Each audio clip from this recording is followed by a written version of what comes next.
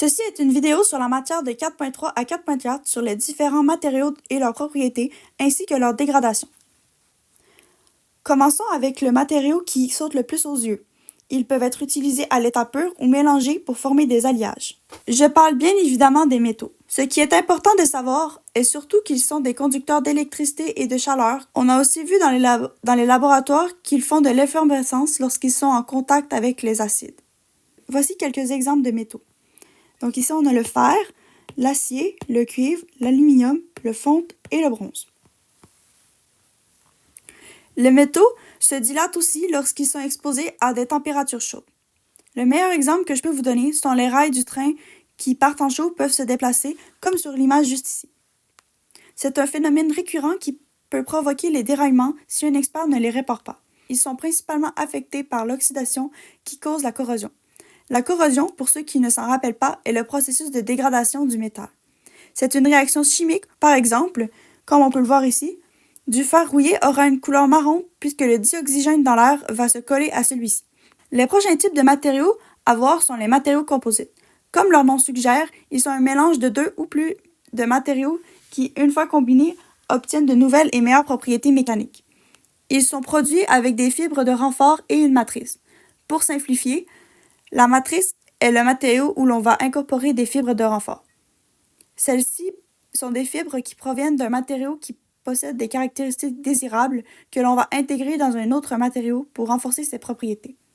Voici quelques exemples de fibres de renfort. Donc, il y a la fibre de carbone, la fibre de tissu et la fibre d'aramide. Par la suite, il y a les matières organiques qui sont des matières qui viennent originalement des végétaux ou des animaux. Ensuite, il y a les céramiques.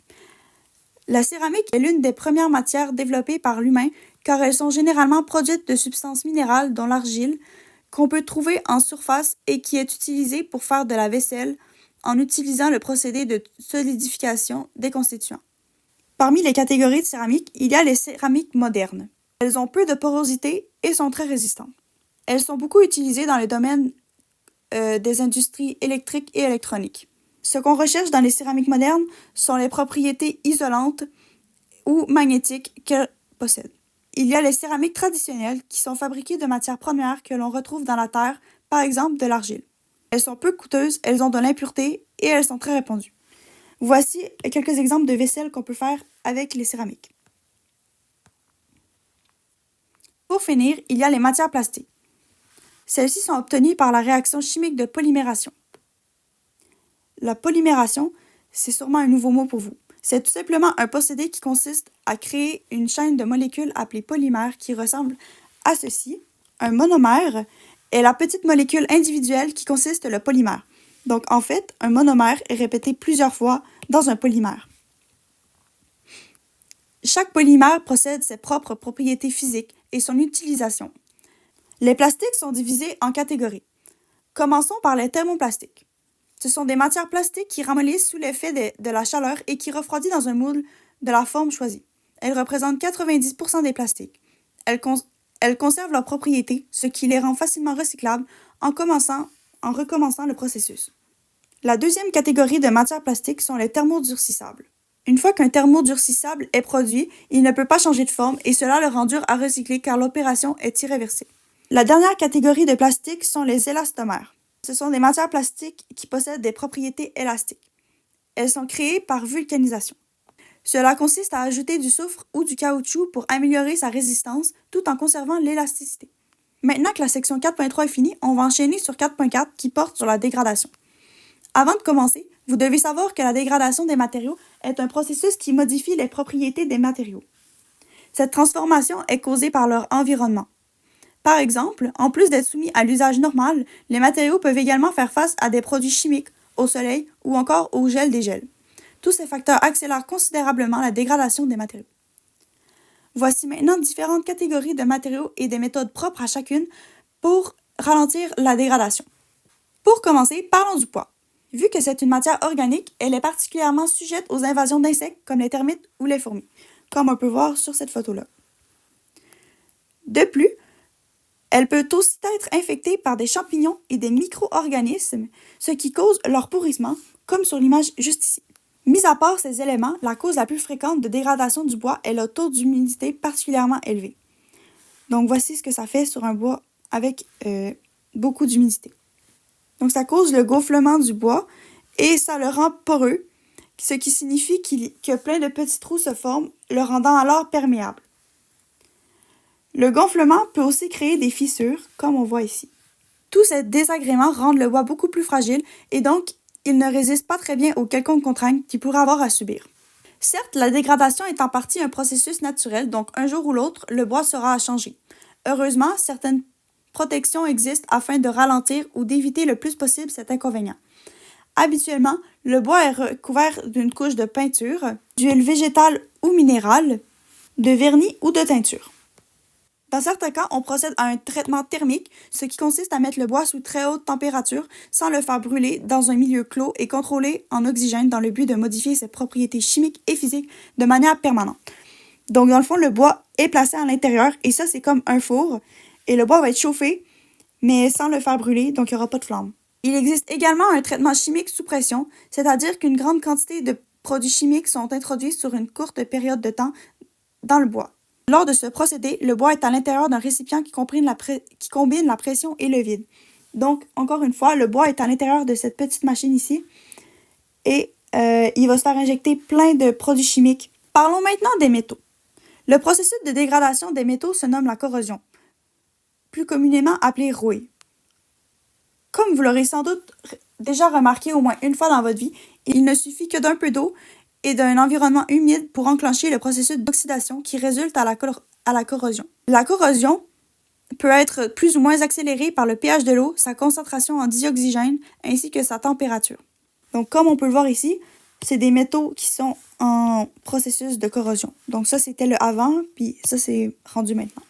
Malgré que certains aciers soient dits inoxydables, ils peuvent aussi se dégrader rapidement dans certaines conditions, comme l'eau de mer. Donc voici l'acier inoxydable. Et ça, c'était un bijou en acier inoxydable, puis il a été sous l'eau salée, donc ça a enclenché le processus d'oxydation. Même si l'oxydation est un processus de dégradation, elle peut tout de même être une protection qui freine la corrosion. Par exemple, le verre de gris, formellement appelé oxyde de cuivre, se forme avec le temps sur les toitures en cuivre, comme on peut le voir ici. Sinon, ça peut aussi se faire sur les statues comme ça ou sur les pièces, parce que tout ça se sont faites en cuivre. Et ce verre de gris-là, ça protège les toitures ou la Statue de la Liberté, par exemple. Une autre façon de protéger les métaux contre la corrosion est de ne pas mélanger les métaux, car la proximité les uns des autres peut provoquer l'oxydation. Ceci étant dit, c'est pour cette raison que les pièces d'un assemblage de métal, par exemple, sera faites du même métal que ces vis. Comme on peut voir ici, ce sont toutes le même métal. Finalement, la dernière méthode, et non la moindre pour éviter ce désagrément, est de recouvrir le métal d'un revêtement. Celui-ci peut être un film de plastique, comme on voit ici, un vernis, ou bien de la peinture. Comme vous vous en doutez, c'est la pratique la plus courante pour éviter la rouille. Il y a aussi une couche métallique inoxydable qui peut être appliquée. Cependant, il faut bien faire attention à respecter certaines contraintes. Finalement, parlons de la dégradation et la protection des matières plastiques, des céramiques et des matériaux composites. Premièrement, les céramiques sont des matériaux qui ne se dégradent vraiment pas facilement. Grâce aux fouilles archéologiques, comme ici, on a remarqué qu'elles sont cassées, mais pourtant, elles ne sont ni oxydées ni dégradées. Comme on peut voir ici, c'est des vieux vases, puis ici, ils sont cassés, mais on peut bien remarquer que la céramique est encore intacte, mis à part quelques fissures. Deuxièmement, les matières plastiques se dégradent très lentement, soit de 500 à 1000 ans. Lors du processus de vieillissement naturel, elles perdent certaines composantes chimiques et absorbent de l'eau en partie. Pour protéger le plastique de ces événements néfastes, lors de la fabrication, on ajoute du carbone noir, donc ça ressemble à ça, soit du carbone qui provient d'une combustion. Le carbone noir est antioxydant, donc ça veut dire qu'il ne peut pas rouiller. De plus, le plastique se dégrade sous l'effet des rayons UV. Comme on peut le remarquer ici, la chaise avant d'être au soleil était parfaitement blanche et après être passée au soleil, on peut voir qu'elle a perdu un peu de la couleur et qu'elle a même commencé à jaunir. En plus de décolorer, les rayons UV peuvent déformer le plastique, comme on peut voir ici. Donc, on voit une certaine forme de courbe, alors que ce serait censé d'être bien droit. Donc, pour empêcher cela, on ajoute une certaine couleur au plastique dans le but que celle-ci bloque ou absorbe les rayons UV. Donc, comme on peut voir ici, le plastique a été coloré afin que ce soit la couleur qui prenne le choc du soleil et non le plastique lui-même. Troisièmement, les matériaux composites, tels que vus un peu plus tôt dans la présentation, sont un mélange de plusieurs matériaux.